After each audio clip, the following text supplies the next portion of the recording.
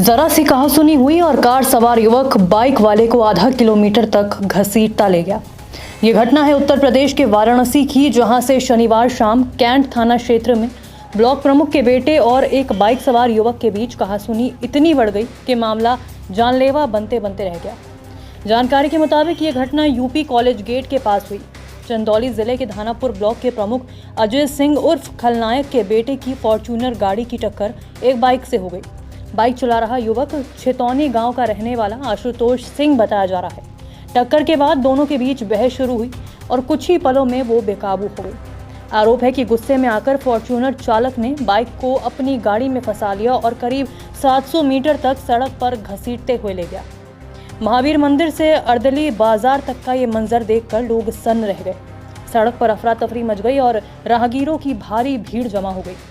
स्थानीय लोगों ने किसी तरह गाड़ी को रोका और आरोपी को पकड़ने की कोशिश की। इसी बीच पुलिस मौके पर पहुंच गई और हालात को काबू में लिया। इस दौरान सड़क पर यातायात भी काफी देर तक प्रभावित रहा। घटना में 2 युवकों को मामूली चोटें आई। कैंट थाना प्रभारी शिवाकांत मिश्रा के मुताबिक सूचना मिलते ही पुलिस टीम मौके पर पहुंची। क्रेन मंगवाकर फॉर्च्यूनर और बाइक को हटवाया गया और दोनों पक्षों को थाने लाया गया। दोनों युवक छात्र हैं और किसी को गंभीर चोट नहीं आई। परिजनों की मौजूदगी में आपसी समझौता हो गया, इसलिए एफआईआर दर्ज नहीं की गई है। हालांकि पुलिस ने कार्रवाई करते हुए फॉर्च्यूनर गाड़ी को सीज कर दिया। इसके बाद कुछ लोगों ने गुस्से में पुलिस चौकी के पास खड़ी गाड़ी में तोड़फोड़ शुरू कर दी। ये घटना सिर्फ सड़क पर हुए झगड़े की नहीं, बल्कि उस सोच की तस्वीर है जहां रसूख और ताकत के आगे कानून कमजोर नजर आने लगता है।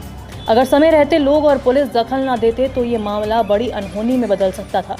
सवाल यह है कि क्या प्रभावशाली लोगों के लिए कानून अलग है?